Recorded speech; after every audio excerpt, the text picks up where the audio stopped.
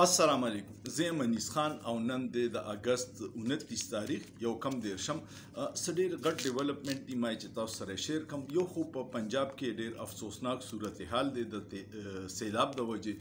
حکومتي اعداد و شمار دا دي چې د 800 نه سیوا کلي ډوب دي او ډېر زیات پکې د څاروو نقصان شوی، د فصلونو نقصان شوی دی.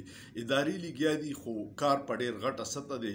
د حکومت د وسم بهر دی، تنظیمونه هم لګیا دي، فوج هم پکې راغلی دی او هر ځای د ریسک دغه روان دی. نو ډېر په لوی سطحه دی. الله دې د هغوی مشکلات اسان کړي. ډېر سخت وخت دی.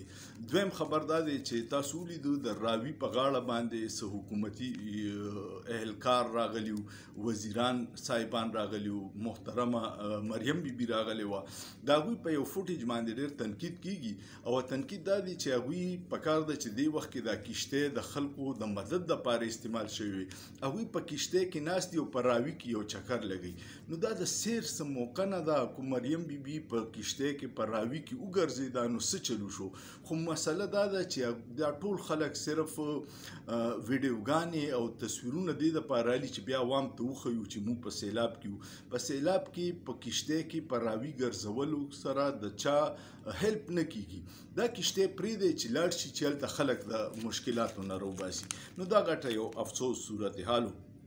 بل پکې یو دا دی چې زه همیشه تاسو ته وایم چې دا علماء حق زما د زړه سرونه او د سر تاجونه دي او اکثر زه چې تنقید کوم نو د دې فتوا فروش مولیانو او د سرکاري مولیانو په دې منافقت باندې کوم. کله چې په بونیر کې دا سیلاب راغی نو د پنجاب ډېر مولیان ما اورېدل، هغوی وی چې دا د دین نه د غفلت په وجه باندې په دوی دا راغی. او اوس چې کله سیلاب په پنجاب کې راغی نو اوس وایي چې دا په نیکو خلکو د الله امتحان دی. نو دغه د دوی منافقت دی. بیا چې د هلکان په سوشل میډیا تنقید کوي نو دوی وایي دا په دین تنقید کوي. په دین تنقید نه دی، د دوی په دې منافقت تنقید دی. دا یو غټه خبره ده. بل یو خبر دا ده چې په دې صورتحال کې د ټول نه سیوا چې تباه شو هغه د پنجاب کسان تباه شو. تیر کال هغوی ته په غنمو کې 2200 ارب نقصان شوی. سکل دا کومه علاقه چې دا د ډسکا، سیالکوټ، دا ټول علاقې چې دي دا د روجو د چاول د بهترین چاول چې دی دلته کیږي، هغه فصلونه پکې تباه شو. نو هغه نقصان یو شو. او دویم دا چې د پنجاب د کلو د زمیندارو ټول نه غټ کاروبار د څاروو دی. په زرګونو څاروي پکې مړه دي، په زرګونو پکې وبېدل. دا غټ بدقسمتي ده. او د داسې حالاتو دپاره بابای سوشلیزم کارل مارکس ویلي دي چې آفتونه یې هغه د غریب دپاره مصیبتي او د مالدار دپاره کاروباري. اوس به پکې دا ټول لګي کاروبارونه به پکې کوي. نو دا غټه یو بدقسمتي ده. دوه خبرې پکې د سیلاب نه علاوه دي. یو دا دی چې پرون په لاهور کې عدالت کې ډېر عجیبه کیس و.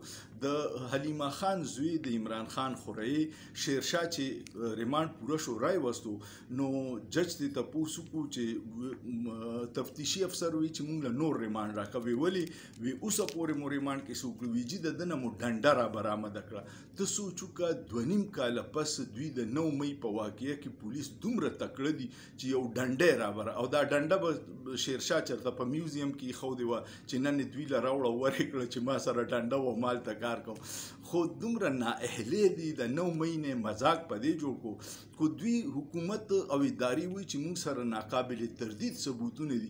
نو هغه ناقابل تردید ثبوتونه سی سی ټي وي فوټیج دي او هغه دوی نه ښیي ځکه چې په هغې کې دومره ګړبړ دی چې دا به پکې پته لګي چې دا نقصان د جلوس په شکل کې کم نامعلومه خلکو کو چې بوزي والي وي او نقصان یې رسو. نو د هغې خلکو به نشاندهي وشي. نو دغه سی سی ټي وي فوټیج په عدالت کې نه پیش کوي، صرف وایي چې 2.5 کاله پس د خطرناک سازش چې کړی پای کې ډنډه را برآمد شوه.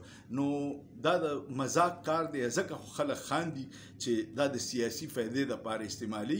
کو چېرې په ریاست حمله وه نو چا چې پریس کانفرنس وکړو په یو پریس کانفرنس معاف کول نه پکار، ټولو له یو شان سزا. خو چې څوک خبره نه مني یا سزاوار دي، څوک خبره ومني هغه هر څه ګناهونه معاف دي. کو په ریاست حمله هم کړي.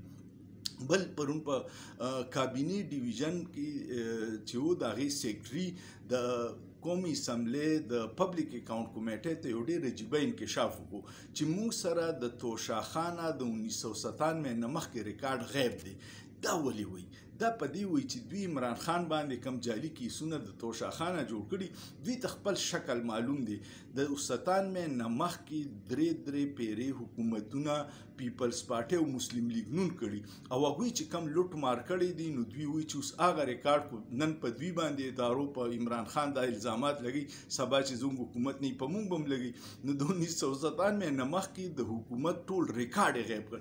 ته سوچو که اوس تپوس دی وکړي چې تاسو د دې ریکارډ غیبېدو په چا باندې اف آی آر کړی نو هیڅ بني. نو دومره نااهلي د ادارو زوال روان دی چې حیران بشي او هر اداره د غلو مرګرې ده د عوامو نه ده. امید لرم چې دا یو څو خبرې به مو خوښې شوي. ویډیو که مو خوښه شوه کمنټ وکړئ، لایک یې کړئ، شیر یې کړئ او سوچ به وکړئ. په سوچ کې څه ګناه نشته.